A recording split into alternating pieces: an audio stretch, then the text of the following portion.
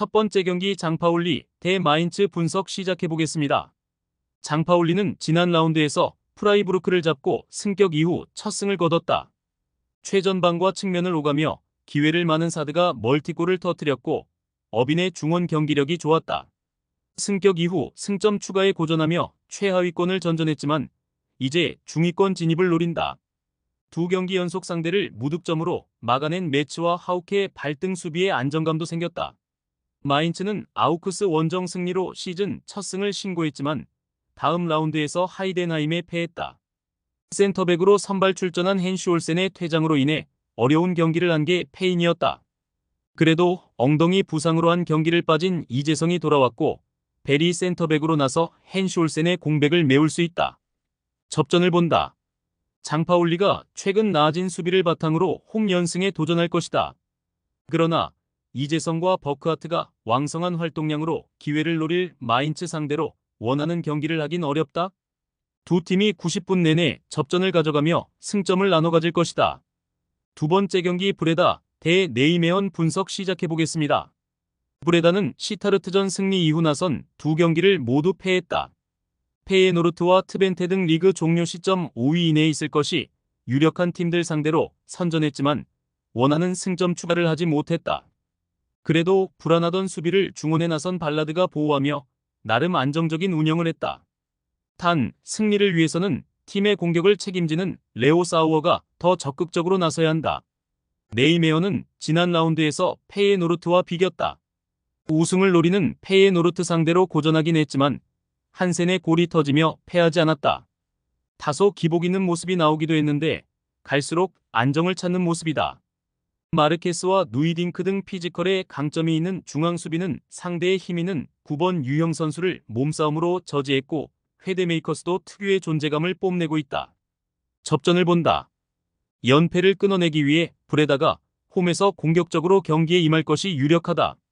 그러나 헤데메이커스와 곤잘레스 등이 중원을 두텁게 하고 나설 네이메언이 쉽게 공간을 주지 않을 것이다. 네이메언이 수비를 안정적으로 가져가며 승점 1점을 챙길 수 있는 경기다. 세 번째 경기 릴 OSC 대 툴루즈 분석 시작해보겠습니다. 릴은 지난 라운드 원정 경기에서 르아브르를 완파했다. 생테티엔에 패하며 다소 분위기가 떨어질 수 있었는데 해트트릭을 기록한 데이빗의 원맨쇼가 대단했다. 시즌 초반 부상 여파로 인해 바이오에게 주전 스트라이커 자리를 내준 데이빗인데 빠르게 몸 상태를 끌어올리며 팀의 공격을 이끌었다. 주중에는 디펜딩 챔프인 레알을 잡고 챔스 승리를 따내기도 했다. 툴루즈는 르아브르전 승리 이후 나선 두 경기에서 모두 패했다. 리옹 상대로는 보호의 골이 나왔지만 역전패했고 원정 성적이 특히 아쉽다. 때문에 이번 라운드에서는 승점 획득을 우선으로 하는 수비적 운영이 예상된다. 최전방에 나설 매그리를 제외한 필드 플레이어들이 하프라인을 쉽게 넘지 않을 것이다. 릴의 승리를 본다. 레알전 휴식일이 짧았지만 홈 연전 일정이기에 굳이 로테이션을 가동할 필요가 없다. 제그로바와 샤라위 등 개인 기량이 좋은 선수들이 경기 내내 측면을 넘어서며 기회를 만들 것이고 데이빗이 해결할 일이 승리할 것이다. 네 번째 경기 PSV 대 스파르타 로테르담 분석 시작해보겠습니다.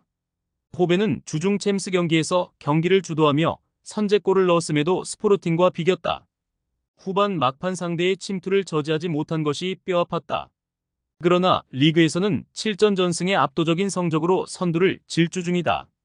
페예노르트와 알크마르, 아약스 등 경쟁팀들이 벌써 1패를 안고 있는 것과 달리 순항하며 리그 연속 우승에 도전 중이다.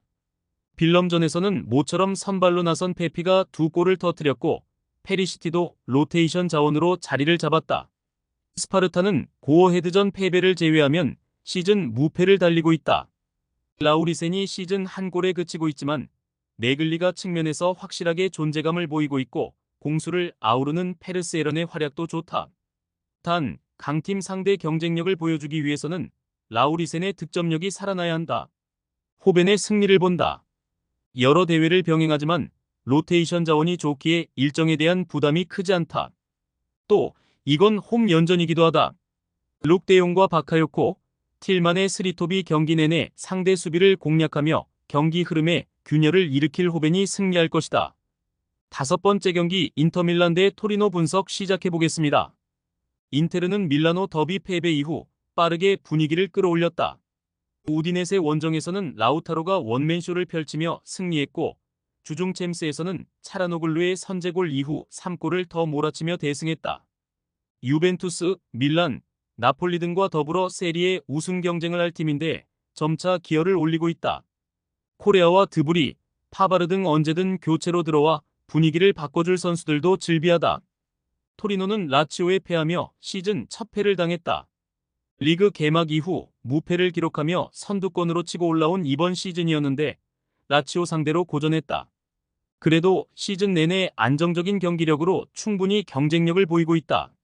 리치와 타메즈, 일리치 등 어느 팀과 비교해도 밀리지 않을 중원이 강점이다. 인테르의 승리를 본다. 토리노는 일리치와 리치의 중원 보호 아래 보이보다가 수비 라인을 안정적으로 지켜낼 수 있다. 그러나 튀랑이 피지컬을 앞세운 침투로 상대 수비를 혼란스럽게 할 수 있고 라우타로가 해결할 인테르 상대로 원정 승점은 어렵다. 6번째 경기 레알 마드리드 대 비아레알 분석 시작해보겠습니다. 레알은 최근 다소 주춤했다. 음바페가 부상으로 결장한 아틀레티코와의 더비에서는 밀리탕의 선제골을 지켜내지 못하며 무승부에 그쳤고 주중 챔스 원정에서는 리그왕 팀인 릴에 충격패했다. 때문에 이번 홈 경기를 승리하며 휴식기에 들어가야 한다. 그나마 다행인 건 음바페가 빠른 회복으로 돌아왔다는 점인데 이 경기에서도 45분 이상은 출전할 수 있을 것으로 보인다. 비아레알은 리그 4연승에 성공하며 3위까지 치고 올라왔다. 지난 시즌 기대 이하의 성적에 그치며 유럽 대항전 진출에 실패했는데 이번 시즌은 달라진 모습이다.